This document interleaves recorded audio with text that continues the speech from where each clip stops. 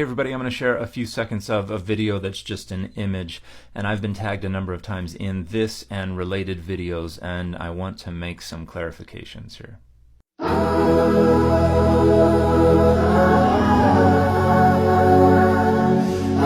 My first clarification has to do with this claim that the word homosexuality was not added to the Bible until 1946. That is slightly off target. The word was not homosexuality, the word was homosexuals. It's a reference to people who have a homosexual orientation. Now, there are a couple different reasons that this is a flagrant mistranslation. The first has to do with the fact that the concept of a sexual orientation, as well as a homosexual orientation, did not exist in the ancient world. That is not to say that there was no same-sex attraction and there was no same-sex intercourse. There was obviously both, and they did acknowledge that there was same-sex intercourse, but there was no concept of a person who was sexually attracted to members of their own sex. That was not delineated, that was not treated as a thing. The only thing that was acknowledged was the actual act itself, and that is what is being prohibited. So to say it is addressing homosexuality or homosexuals in general is a category error. It is not addressing that at all. It is addressing specific acts of same-sex intercourse. And that's the next reason this is a mistranslation. The word homosexuals refers not just to anyone who engages in any type of same-sex intercourse, but anyone who is sexually attracted to members of the same sex, whether or not they actually engage in any intercourse. And so that significantly broadens the scope of this prohibition, which is actually focused very specifically on men who take the insertive role in an act of male same-sex intercourse. Now, Leviticus 20:13 is going to condemn both parties to death, and I'm going to get to why that is the case in a later clarification, but for the time being, it is a mistranslation to render homosexuals in Leviticus 18:22 and 20:13. That's not what the word means. That's not what is being prohibited here. Second clarification, there is no truth to the notion that Leviticus 18:22 and Leviticus 20:13 are actually referring to pedophilia. The Hebrew word there, zachar, does not mean boy. If they wanted to say boy, they would have said yeled. Zachar just means male. It is using this adjective in a noun form, a male. Now, you can use that word to refer to young males, but you have to qualify it by saying young males. If you just use it in an unqualified way, it's going to refer to prototypical males, which are adult males. So this does not refer to young boys. That is a mistranslation of the passage as well. It is referring to acts of male same-sex intercourse generically, and the prototypical conceptualization of that would be acts of male sex intercourse between adults.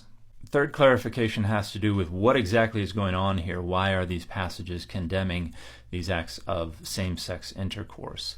And this is a little complex, and we don't have a ton of clarification. We just have these prohibitions. But if we look at the literature of surrounding societies, what we see is a socially conventionalized hierarchy of domination and of penetration. And so anciently, sexual acts were not something that two people mutually and consensually engaged in. A sexual act was something that an insertive partner did to the receptive partner, and the agency of the insertive partner was paramount. The agency of the receptive partner was less important or totally irrelevant. And so the notion that you would have a man put in the role of the submissive receptive partner, particularly a freeborn male citizen, was considered a violation of that hierarchy. It was considered to demean and debase that person who was supposed to be at the pinnacle of that hierarchy.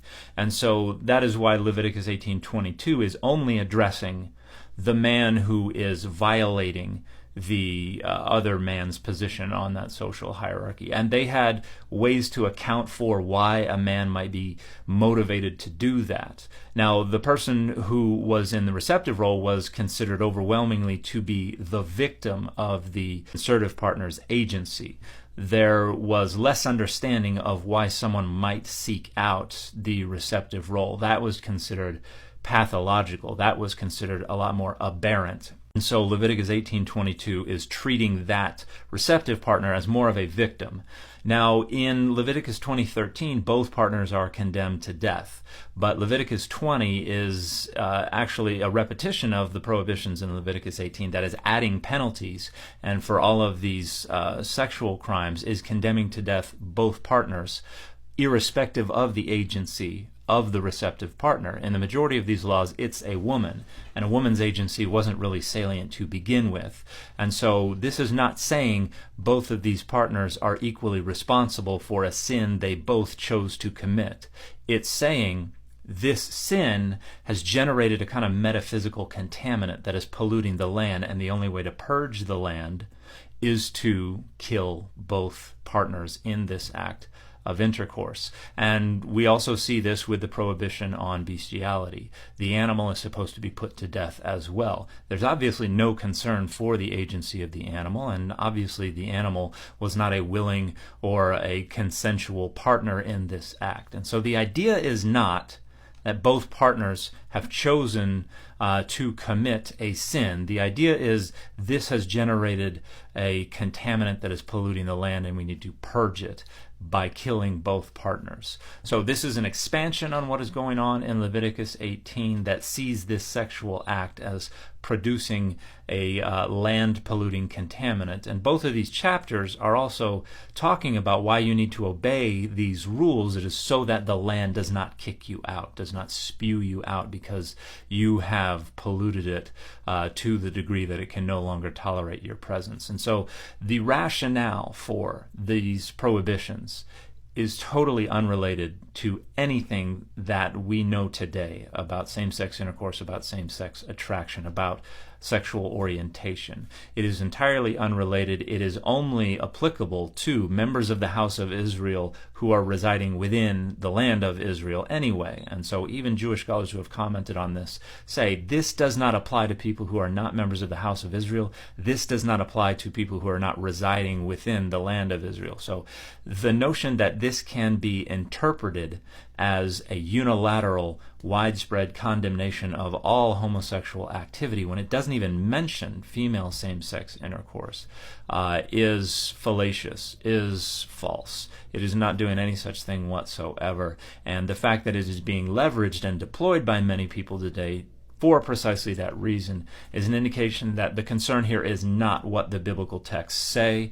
The concern is how the biblical text can be deployed as rhetorical weapons, as leverage in attempts to structure power and values in ways that serve identity politics, and in this case specifically right-wing authoritarian identity politics that are phenomenally harmful, and people need to get over it.